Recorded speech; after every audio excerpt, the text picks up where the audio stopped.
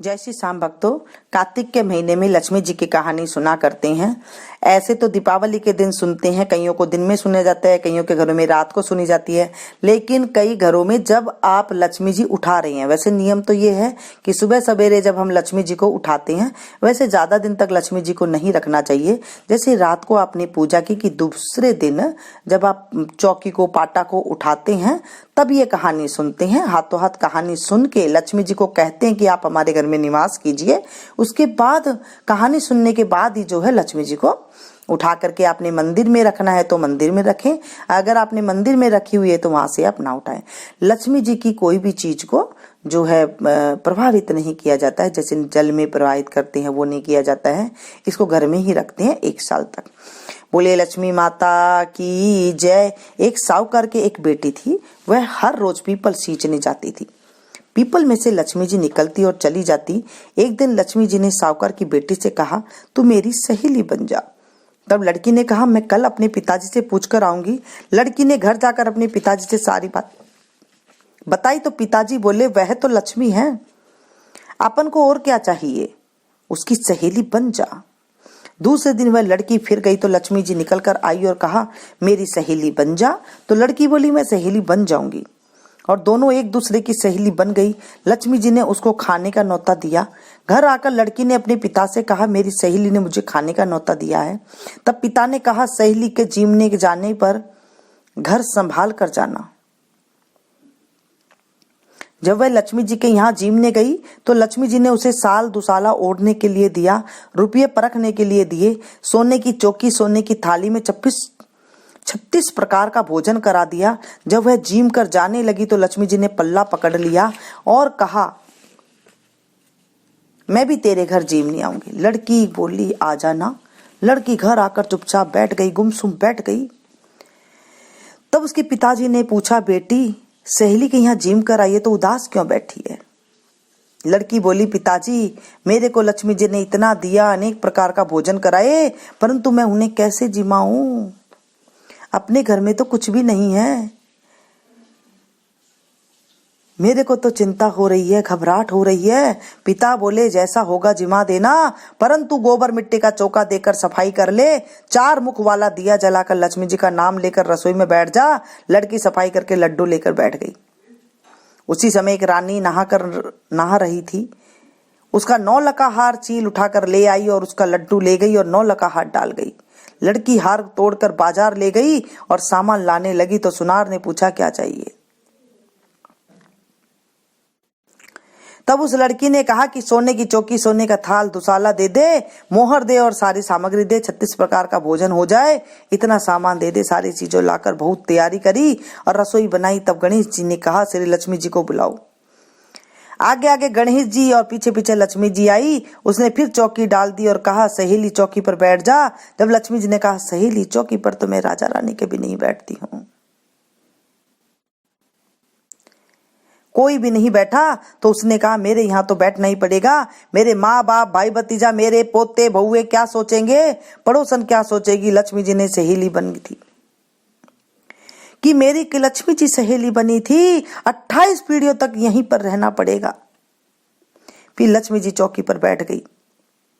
तब उस लड़की ने बहुत खातिर की, जैसे लक्ष्मी जी ने कहती वैसे ही उसने भी की। लक्ष्मी जी उस पर खुश हो गई और घर में खूब रुपया, पैसा, धन लक्ष्मी हो गई। साहूकार की बेटी ने कहा, मैं भी आ रही हूं, तुम यहीं बैठी रहना। यह कहकर लड़की चली गई। लक्ष्मी जी चौकी पर बैठी रही। लक्ष्मी जी ने उसे बहुत धन दौलत दिया। हे लक्ष्मी माता, जैसे तुमने साहूकार की बेटी को दिया वैसे सबको देना। कहते को, सुनते को, हुंकारे भरते को, अपने सारे परिवार को देना। पीहर में देना, ससुराल में देना, बेटे पोते को देना। हे लक्ष्मी माता, मेरे नाती दोहितों को देना। सब दुख दूर करना, दरिद्रता दूर करना और सबकी मनोकामना पूर्ण करना। दिवाली के दूसरे दिन सब लोगों को पैर छुए, ढोक लगाएं। औरतें अपनी सासू जी और नंद को पैर छू के रुपये देती जाएं और साथ में लड्डू भी दे। 12 महीना का त्योहार है, अपनों से बड़ों के सब पैर छुएं। जो भी आपको मिले उनके पैर छुएं, जो अपने जान पहचान की हैं, अपनी घरवाली हैं। हमारे जीवन में सुख शांति आती है, खुशियां आती है, लक्ष्मी आती है। हे लक्ष्मी माता, इस कहानी को जो पढ़े सुने हुंकार भरे, उसकी सारी मनोरथ पूर्ण करना। जब सुबह उठाते हैं, सारी सामग्री उठाते हैं, तो इसे ज्यादा दिन तक नहीं रखना चाहिए। इसलिए नहीं रखना चाहिए क्योंकि कई बार जो है हम उधर फिरते हैं, कभी नहाए धोए होते हैं, कहीं नहीं होते हैं, कई बार घर में अशुद्धि हो जाती है, तो वो दिक्कत हो जाती है। इसलिए इसे उठा देते हैं। दूसरे दिन सुबह उठा करके जहां लक्ष्मी जी की फोटो रखनी है वहां रख देते हैं और लक्ष्मी जी से प्रार्थना करते हैं पहले कि हे लक्ष्मी माता, मेरे घर में निवास करो, मेरे घर में बैठ जा मां, मेरे घर में बैठ जा, मेरे घर में सुख शांति समृद्धि दे।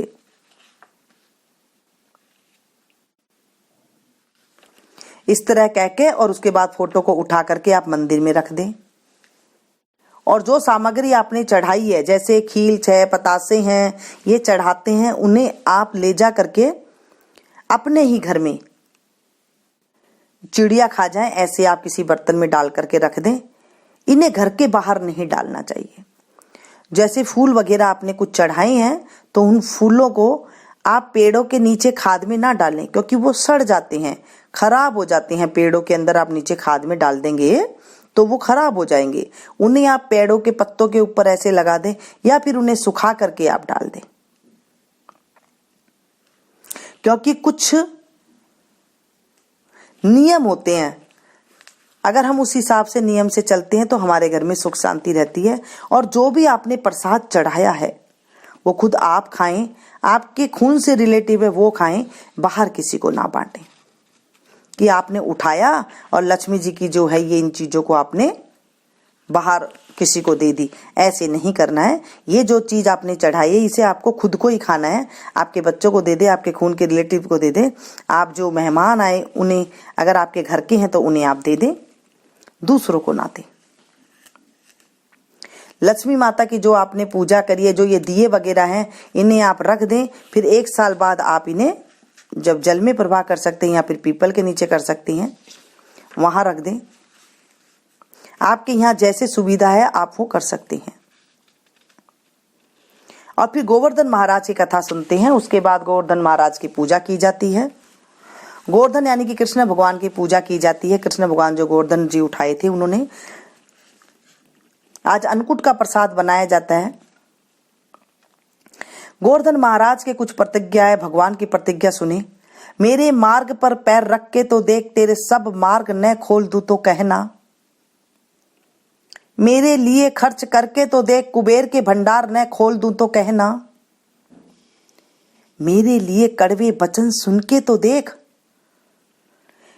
कृपा न बरसे तो कहना। मेरी तरफ आके तो देख, तेरा ध्यान न रखूं तो मेरा कहना। मेरी बात लोगों से करके तो देख, तुझे मूल्यवान न बना दूं तू तो कहना। मेरे चरित्र को मनन करके तो देख, ज्ञान की मोती तुझ में न भर दूं तो कहना। मुझे अपना मददगार बनाकर तो देख, तुझे सबकी गुलामी से न छुड़ा दूं तो कहना। मेरे लिए आंसू बहा के तो देख, तेरे जीवन में आनंद के सागर न बहा दूं तो कहना। मेरे लिए कुछ बन के तो देख, तुझे कीमती न बना दूं तो कहना। स्वयं को नौछावर करके तो देख, तुझे मशहूर न करा दूं तो कहना। मेरा कीर्तन करके तो देख, जगत का विस्मरण न करा दूं तो कहना। तू मेरा बन के तो देख, हर एक को तेरा न बना दूं तो कहना। यह है गोवर्धन महाराज भगवान जी की ये प्रतिज्ञा है। भगवान जी कहते हैं ये सब कार्य करके तो देखो, अगर मैं आगे न बढ़ा दूं तो कहना। आज गोवर्धन जी महाराज की भी पूजा की जाती है। तो आज मैंने आपको ये कथा सुनाई और ये मैंने गोवर्धन महाराज जी की आज मैंने बताई है। अच्छी लगे तो इसे ज्यादा से ज्यादा शेयर करें ताकि औरों को भी फायदा मिल सके और आप किसी को कथा सुना सके। जब हम किसी को कथा सुनाते हैं ना, हमारे जीवन में खुशियां आती है, हमारे जीवन में पापों का नाश होता है। क्योंकि इस कहानी को जो सुनता है, कहता है, हुंकारा भी भर देता है। जैसे कोई कहानी कहता है तो हुंकारा जरूर भरना चाहिए। जब मैं आपको कथा सुनाती हूँ तो आप बीच में हुंकारा जरूर भरे। जैसे मैंने कहा एक रानी थी तो हूँ, ऐसे भरना चाहिए। हुंकारा भरने से हमारे जीवन में पापों का नाश होता है, क्योंकि हमने भगवान की कथा का हुंकारा भरा है। बोले विष्णु भगवान की जय। मिलती हूँ फिर से एक नई अध्याय, नई कथा के साथ। Thank you.